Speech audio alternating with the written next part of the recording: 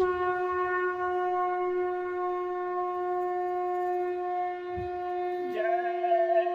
गुरुदेव। जय गुरुदेव।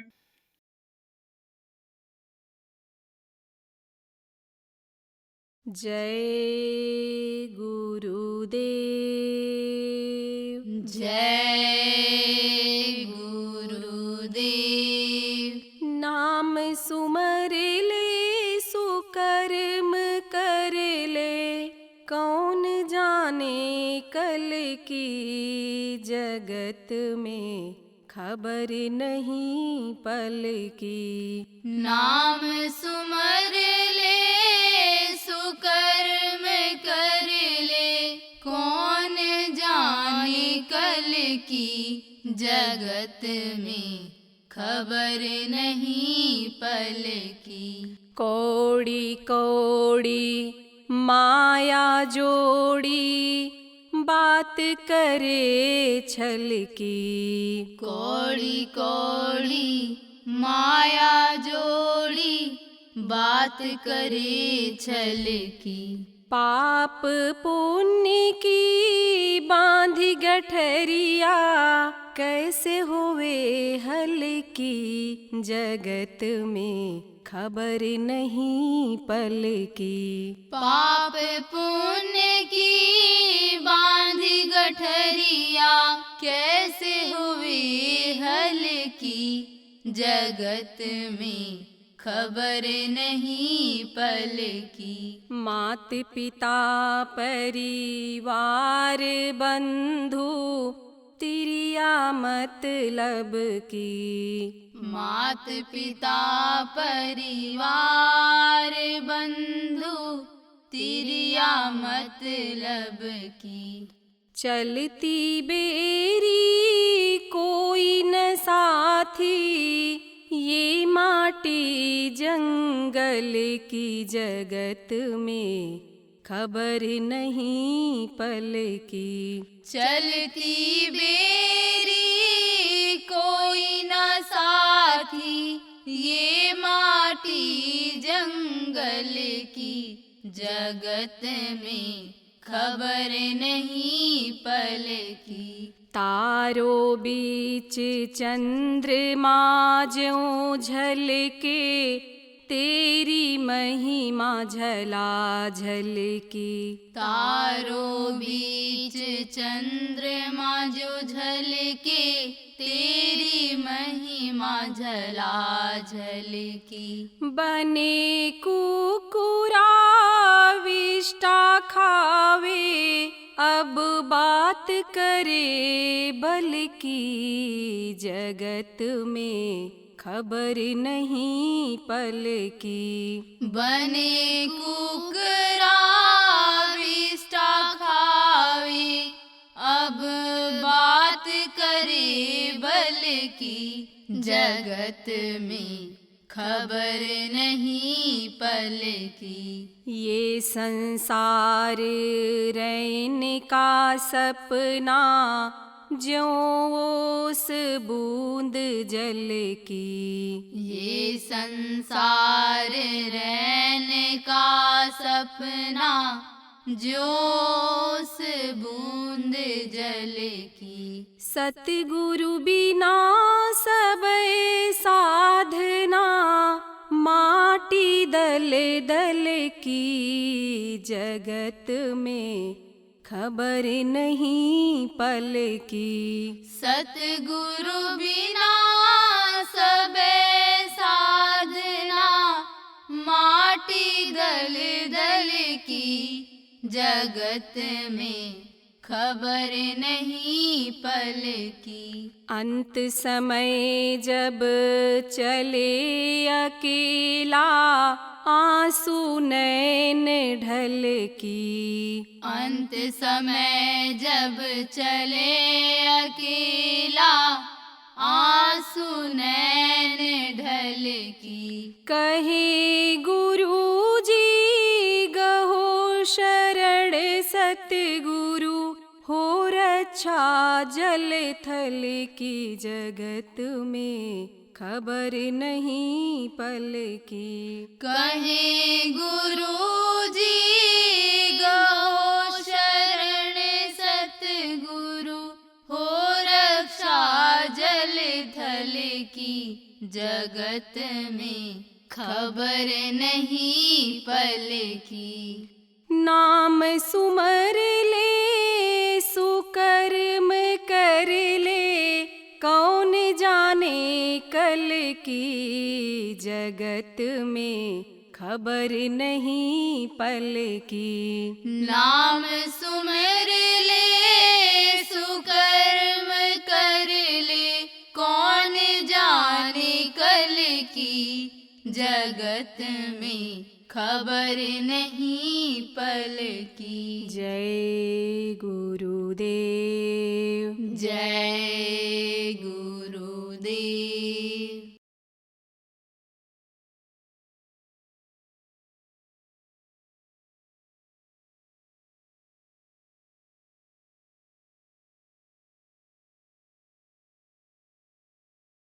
तो अब आप ये समझो प्रेमियों कि इस वक्त पर तो 100 साल भी उम्र कर पाना कलयुग में बड़ा मुश्किल हो रहा है लोगों का।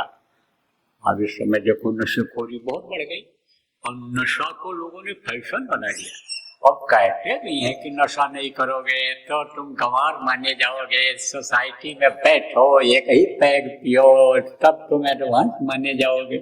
अब आप ये समझो कि ये नौजवान लोग बिगड़ रहे, धन का लालच दे दिया, अब नशे की आदत बन गई, अब मिलेगा वहीं पर जहां पर वो रहते हैं नशेड़ी लोग। अब जब पैसा नहीं रहता है तो उन्हीं से अपराध कराते हैं और पकड़े जाते हैं तो जेल जाते हैं, मार दिया गया यानी मुठभेड़ में चले गए तो खत्म हो गए। तो ये जीवन बर्बाद हो रहा है लोगों का। समझने की जरूरत है, आपको अपनाने की जरूरत है, शाकाहारिता नशा से मुक्त होने की जरूरत है। ये जो भ्रष्टाचार की जननी है, अपराध की जननी है, जड़ है, ये मांसाहार और शराब छोड़ने की जरूरत है। और बच्चों का ध्यान रखना है, बच्चे गलत बच्चों के साथ न पड़ जाए। अब तो बच्चे पीछे हो रहे हैं और ये बच्चियां नशे की आदत में आगे बढ़ती चली जा रही हैं। जब से ये हुआ कि बच्चियां बहुत काम कर सकती हैं, बच्चियों की नौकरी अच्छी लगवा दी जाए, अच्छी जगह दिया जाए, इनको पढ़ाया जाए, सुविधा दिया जाए, तब वो सोचने लग गई कि अब हमको नशे की भी आदत में आगे बढ़ जाना चाहिए। पढ़ाई में नंबर जब अच्छा आ रहा है तब अब तो हमको अच्छी नौकरी तभी मिलेगी जब नशे की आदत हमारी हो जाएगी। आप ये समझो, ये एक समझो कि दुष्प्रचार लोग कर रहे हैं। क्या कर रहे हैं कि नेता तभी बनोगे जब शराब पियोगे, जब नशे की गोली खाओगे, जब मांस खाओगे तभी तुम नेता बन सकते हो। कंपटीशन में तभी तुम आओगे कि जब इन चीजों को खाओगे। ट्रेनिंग में तुम्हारी बॉडी नहीं बनेगी तो तुमको अच्छा वादा नहीं मिलेगा। IPS यानी तो तुमने पास कर लिया लेकिन बॉडी तुम्हारी नहीं रहेगी तो अच्छी जगह नहीं मिलेगी।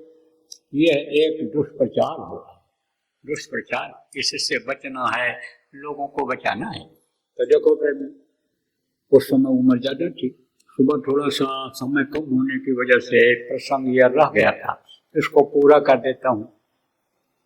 देखो सुबह आपको बता रहा था कि भाई सतयुग था, तो सतयुग में सब योगी विज्ञानी थे, दिव्य दृष्टि सबकी खुली रहती थी और अपने घर लोगों का आना जाना रहता था। जब त्रेता आया तो पुस्तकों को उठा करके लोगों ने योग करना शुरू किया। अब जब द्वापर आया तो द्वापर में क्या हुआ, उसमें कामयाबी जब नहीं मिली तब आप ये समझो कि ये जब तक ये शुरू हुआ, शुरुआत तो वो त्रेता से ही हो गई थी। आप समझो जैसे कलयुग जब जाने को होगा तो कलयुग का पूरा असर आएगा। ऐसे अच्छाई का भी आता है और बुराइयों का भी आता है, तो शुरुआत तो वहीं से हो गई थी। तो ये योग यज्ञ और ये सब लोग करने लग गए। इधर जब व्यास मुनि आए तब उन्होंने मूर्तियां आप पे समझो बना दिया। इसलिए बना दिया, ध्यान के लिए ही बना दिया। आपको बताया था सुबह कि ध्यान लगाने की ये आदत अन्य सतयुग से ही लोगों ने डाली थी, ध्यान ही लगाते थे। यदि आपको बताया था कि माँ के पेट में ही ध्यान लगाना बच्चा जान जाता है, सीख जाता है, ध्यान में उसको दर्शन होता है भगवान का। इसलिए आप ये समझो ध्यान को तो लोग जानते ही हैं, और ये भजन वाली जो बात है, यह भजन तो बाद में आया। इसको इसका यानी समझो आविष्कार किसने किया? संतों ने किया। संत कौन होते हैं यह भी आपको बता दें। जिसको ये मालूम हो जाए कि यह दुनिया नाशवान है, ये एक दिन खत्म हो जाएगी, या ये इन आँखों से जितनी भी चीजें दिखाई पड़ती हैं वो आँखों से दूर हो जाएंगी, ओझल हो जाएंगी। एक दिन हमारी ही आँख बंद हो जाएगी, सब कुछ छूट जाएगा। इतनी ही जानकारी हो जाए उसको मुनि कहते हैं। आप समझो जो साधना के द्वारा ब्रह्मा विष्णु महेश तक पहुंच जाते हैं उनको देवर्ष कहते हैं। उसके आगे योगी, जो ब्रह्म स्थान तक पहुंच जाते हैं योगी कहलाते हैं, और जो पारब्रह्म तक पहुंचते योगेश्वर कहलाते हैं, और जो सतदेश तक पहुंच जाते हैं, देखो जो लोक तक पहुंच जाते हैं उनको आपके समझो संत कहते हैं। और फिर वहां आना जाना, हालांकि उधर आने जाने में कोई दिक्कत नहीं होती है। जो उधर के लोग हैं, जैसे सतलोक है, अलख लोक है, अगम लोक है, नामी लोक है, तो वहां तक का जिनका बराबर आना जाना रहता है आप समझो वो परम संत कहलाते हैं। उधर आने जाने में दिक्कत नहीं होती। जो वहां पहुंच जाते हैं सत्पुरुष उनसे खुद कहते हैं कि तुम चले जाओ, घूम जाओ, उधर टहल जाओ। उधर के जितने भी लोग हैं सब दयाल लोग हैं, वो नाशवान है, कभी खत्म होने वाले नहीं है। और ये जो वहां के नीचे के लोग हैं ये सब लोग ये अविनाशी नहीं है। ऊपर के लोग नाशवान, मतलब ऊपर के लोग अविनाशी है, एक तरह खत्म नहीं होते, और ये नीचे का जो है ये खत्म होने वाला है। ऐसा समझो आप, सरल भाषा में समझ लो।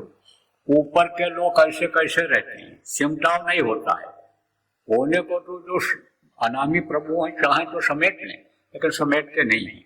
महाप्रलय जब होता है तो नीचे के सब समेट जाते हैं। हालांकि जब से धरती बनी, आसमान बना, विस्तार हुआ, महाप्रलय का तो कोई ऐसा दिखा नहीं कि महाप्रलय हुआ हो। तो आप ये समझो, लेकिन सिमटाओं में ये सब आते हैं। तो ये समझो आप प्रेमियों कि वहाँ जो पहुँच जाते हैं संत कहलाते हैं, सतलोक पहुँच जाते संत कहलाते हैं, फिर वो परम संत हो जाते हैं। इनका दर्जा अलग अलग होता है। अब संतों का आगमन कब हुआ और संतों ने क्या बताया, भी आपको बता देता हूँ। देखो प्रेमियों, आपको बता रहा था, सुबह का ही प्रसंग थोड़ा सुना देता हूँ। देखो, मूर्तियां किसने बनाया?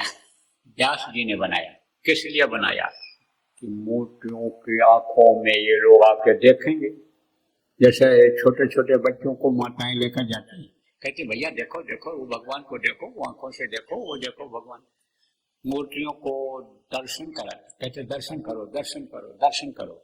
और दर्शन के हिसाब से ही लोग जाते हैं। ये भावना लोगों में बढ़ दी गई कि तीर्थों में जाओगे, मंदिरों में जाओगे, भगवान का दर्शन करोगे तो आपके समझो कि सुख मिलेगा, शांति मिलेगी, धन में बढ़ोतरी होगी। तरह तरह की भावनाएं लोगों के अंदर इसी तरह से लोगों ने भरा कि कम से कम वहाँ चल करके बैठेंगे, उनका ही ध्यान लगाएंगे, किसी भी रूप में भगवान को याद करेंगे। याद तो करेंगे, क्योंकि गृहस्थी में क्या रहता है, फसाव रहता है, मन उसी में लगा रहता है। आपके समझो थोड़ी देर के लिए समय निकाल करके जब गृहस्थी से लोग जाते थे, राम मंदिर गांव के बाहर बनाए जाते थे, एकांत में बनाए जाते थे, तो मूर्तियों की आंखें चमकीली बनाई गई थी, मूर्तियों की आंखें बड़ी बनाई गई थी। तो उनको ऐसे आंख बंद करके लोग, आंख खोल करके लोग देखते थे मूर्तियों की आंखों। अब आंखों से जब कोई चीज देखो तो क्या निकलता है? रेंज निकलती है, आंखों से यानी देखने की ताकत निकलती है। रोशनी कह लो आपकी, जैसे टार्च से रोशनी जलाई जाती है और रोशनी दूर तक जाती है तो कोई चीज दिखाई पड़ता है, ऐसे ही आंखों से देखते हैं। तो नजदीक की चीज ज्यादा दिखाई पड़ती, दूर की चीज कम दिखाई पड़ती है। तो इससे वो जो रेंज निकलती है वो जाती थी, टकराती थी किससे? मूर्तियों की आंखों से। ये आंखें भी चमकीली हैं और मूर्तियों की भी आंखें चमकीली। तो दोनों आंखें जब मिलती थी तो जैसे कांच के ऊपर टार्च जलाओ तो उसका प्रतिबिंब बनता है, परछाई बनता है, ऐसे परछाई बनती थी। और परछाई बनती थी, वो परछाई जब हटती थी तब समझो कि ऊपर का रास्ता खुल जाता था। अंधेरे से फिर रोशनी, जहाँ कभी यानी अंधेरा यानी जहाँ कभी आप समझो कि अंधेरा होता ही नहीं है, उन लोगों में ये जीवात्मा जाने लग जाती थी। अब जब समय बीता तो जैसे आप पूजा पाठ का और रामलीला रासलीला का यह सब बदलता चला जा रहा है। पहले राम सीता हनुमान यह सब आदमी पाठ करता था। आप ये समझो कि उनको लोग श्रद्धा से देखने के लिए जाते थे। और अब तो जो भी है सब टीवी में ही, उसी में रामायण, उसी में महाभारत, उसी में राम कथा, उसी में कृष्ण कथा, उसी में महाभारत का घमासान सब होने लग गए। पहले लोग घंटा बजाते थे मंदिरों में जाकर के, वहां पर आप समझो तालियां ऐसे बजाते थे, शरीर का व्यायाम होता था। आप समझो पैदल जाते थे, घर से निकल करके पैदल जाते थे। ये जो पैर के नीचे तलवा है, इसमें जो पॉइंट जिनको कहते हो वो है, वो जो धूल मिट्टी रहती थी, आप समझो कंकड़ पत्थर रहता था, उससे वो दबता था, पृथ्वी तत्व मिलता था। और वो पॉइंट दब जाते थे तब पैसा दे करके एक को प्रेशर नहीं कराना पड़ता था, स्वस्थ भी रहते थे लोग, और जा करके वहाँ प्रभु को याद करते थे। आप कौन जा रहा है भैया, किसके पास टाइम है? बोले हम कथा यहीं से सुन लेंगे, भागवत यहीं सुन लेंगे। अब तो मंदिर में घंटा, जो इलेक्ट्रिक घंटा बजता है उसी को लोग सुनते हैं। इस समय तो वो भी नहीं हो रहा। तो अब आप ये समझो प्रेमी कि मंदिरों को उन्होंने बनाया, मूर्तियों को इसलिए बनाया कि दृष्टि के साधना जो है, जिसको कंसंट्रेशन कहते हैं इंग्लिश में, वो होने लग जाए, लोग करने लग जाए। तो द्वापर भी खत्म हो गया, अब कलयुग आ गया। अब कलयुग में कर्म लोगों के खराब हो गए, धीरे धीरे धीरे कलयुग का असर डालने लग गया। कलयुग का क्या कहना है कि धीमक चढ़ जाए ग्रंथों को, ब्राह्मण पंक्तियां तोड़े, बधिक हो जाए क्षत्रिय गण, शूद्र सेवा से मुख मोड़े, सूखे नदियां धंसे पर्वत, विजेता भवाई। ये देखो वर्ण व्यवस्था किसने बनाया था? वर्ण व्यवस्था को ऋषि मुनियों ने बनाया था। जो ब्रह्म जाना सा ब्राह्मणा, जो ब्रह्म का दर्शन कर लेता था वो ब्राह्मण कहलाता था। उसमें वो अपना पूजा उपासना में समय देता था। और क्षत्रिय का काम क्या था? रक्षा करना। आप ये समझो कि जैसे चौकीदार होते हैं, जैसे सिपाही होते हैं, आप ये समझो वो क्या करते हैं? रक्षा करते हैं। तो ऋषि मुनि आप ये समझो जब तपस्या करते थे तो उनकी रक्षा। और जैसे ये जो जानवर हैं ये कुछ हिंसक होते हैं, तो वो हिंसक जानवर आदमी को खा जाते हैं। कुल मिलाकर के समझ लो कि वो व्यवस्था बनाते थे, खुद भी रखवाली करते थे, वो देख रेख करते थे, उनका ये काम था। वैश्यों का काम क्या था? वैश्यों का काम ये था कि अन्य समझो कि उत्पादन करें, खेती करें, दुकान करें, कल कारखाना लगाएं, प्रजा को जरूरत की चीजें जो हैं उसको उपलब्ध करावें, ये उनका काम था। और ये शूद्र जिनको कहा गया वो आप समझो कि सेवा सफाई है, आप समझो कि ये मान लो और काम है, ये सब जिनको वो सब शूद्र की संज्ञा उनको दी गई थी। अब ये जब लोग अपने अपने कर्म को करते थे, सब व्यवस्था बहुत अच्छी थी, बहुत सुंदर व्यवस्था थी। लेकिन अब इस कलयुग में वो व्यवस्था हो गई खत्म। जहां से ताकत मिलने का था, जहां से शिक्षा मिलने की थी, जहां से आप समझो ऊर्जा मिलने की थी, वो चीज आई नहीं लोगों में। तो ये अपने अपने कर्तव्य से सब अलग हो गए। अब आप ये समझो कि ये जो ग्रंथ हैं, ये जो धार्मिक किताबें हैं, इनको पढ़ करके और उनमें से सार तत्व निकाल करके और लोगों को बताते थे और लोगों को उस तत्व अन्य तत्वों का बोध कराते थे। लेकिन अब दीमक खा जा रही है किताबों, जानते ही नहीं है कि वेद क्या होता है, पुराण क्या होता है, आप समझो कुरान क्या होता है, बाइबल क्या होता है, गुरु ग्रंथ का पाठ क्या होता है, ग्रंथ क्या होता है, जानती कुछ नहीं। आप ये समझो सब लोग होता चला जा रहा है। ये किसका असर है? कलयुग का असर है। आप समझो प्रेमियों कि दीमक चढ़ जाए ग्रंथों को, ब्राह्मण पद या तोड़ें, जिनका काम यह था कि लोगों को शिक्षा दें, लोगों का खान पान सही करें, लोगों का चरित्र सही हो, वो खेत जोतने लग गए। और क्षत्रिय लोग इन रक्षा का जो काम था जानवरों को मार मार करके पेट में रखने लग गए। शूद्र सेवा नहीं करना चाहते। आप ये समझो काम एकदम से अलग हो गया। निशाना किस पर हो गया लोगों का? पैसा कमाने पर हो गया। पैसा आना चाहिए, कहीं से भी पैसा आना चाहिए, पद मिलना चाहिए, कुर्सी मिलना चाहिए, कुछ भी हो, कैसे भी हो, फर्क पैदा करके, मतभेद पैदा करके, जबरदस्ती कब्जा करके पद मिलना चाहिए, पैसा मिलना चाहिए। तो कर्म से सब लोग हो गए अलग। अब आप ये समझो कि जो लोग आप समझो कि अच्छा काम करते थे पैसे के लालच में, वही लोग बुरा कर्म करने लग गए। तो जब बुरा कोई करेगा तो बुरा का फल तो बुरा ही होता है। कोई चोरी किया, व्यभिचार किया, कत्ल किया, धोखा दिया तो जेल जाएगा, मार पड़ेगी, फांसी पर लटकना पड़ेगा, ये उल्लंघन किया नियम का। ऐसे ही जैसे देश का नियम बना है उसका उल्लंघन किया तो सजा मिलती है, ऐसे प्रकृति का नियम, कुदरत का नियम बना हुआ है, उसके नियम के खिलाफ लोग काम करने लग गए तो कर्म लोगों के हो गए खराब। कर्म खराब जब हो जाते हैं तब शरीर छोड़ने के बाद सजा मिलती है, यमराज के सामने पेश होना पड़ता है। उसका जो रजिस्टर है उसमें जो भी अच्छा बुरा आदमी करता है वो सब लिखा जाता है।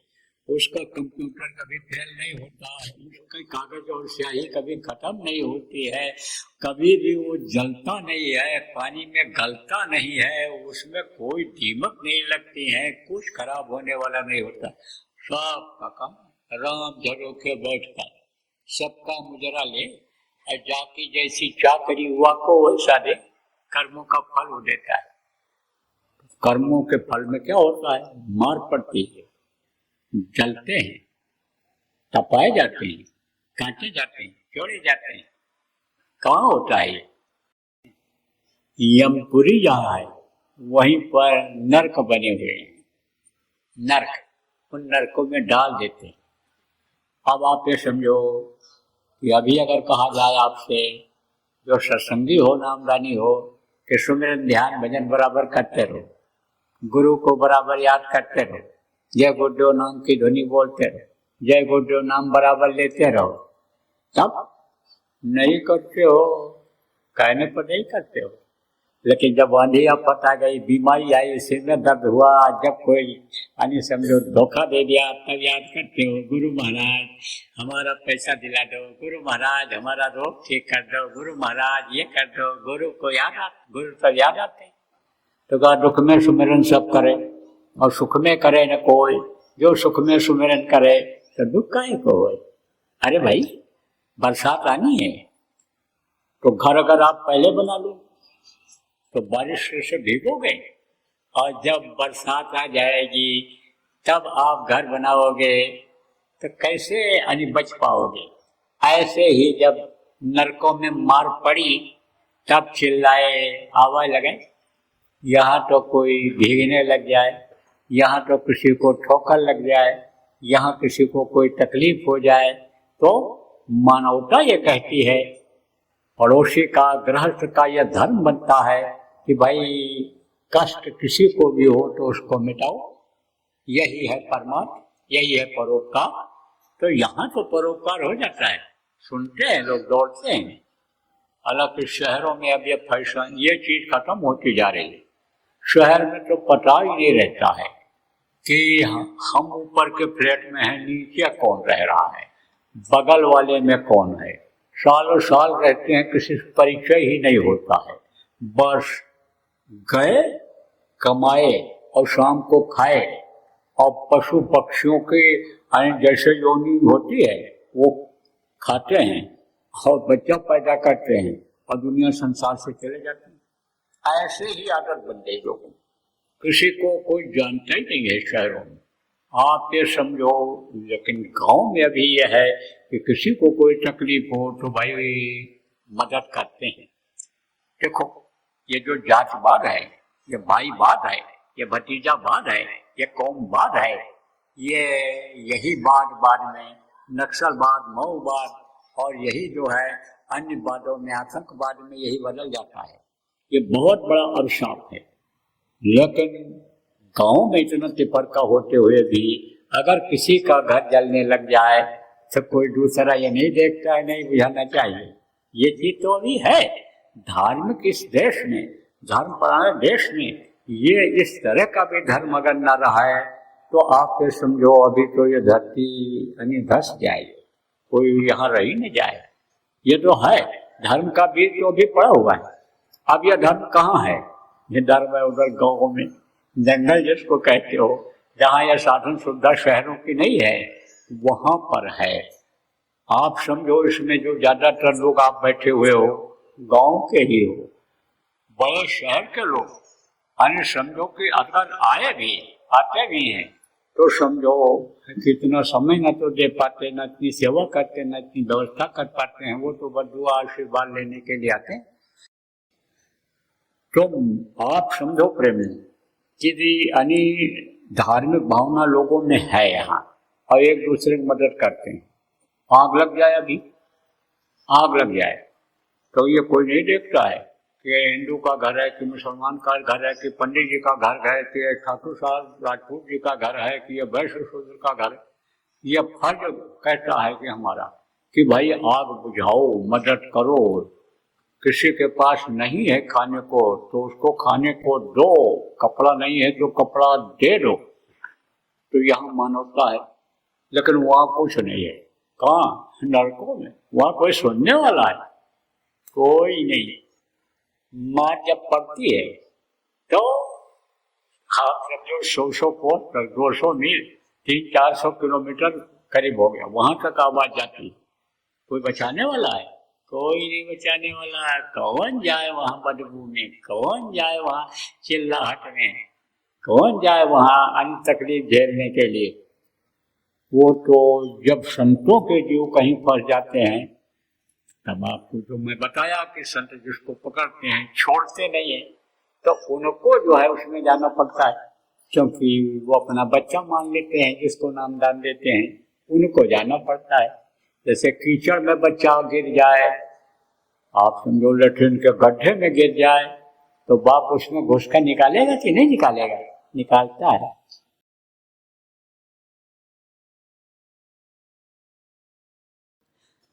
इस भारत देश जैसे धार्मिक देश में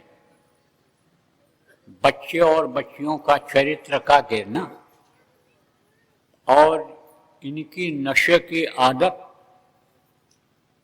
से क्या संकेत मिलता है कि देश का भविष्य अच्छा नहीं रहेगा।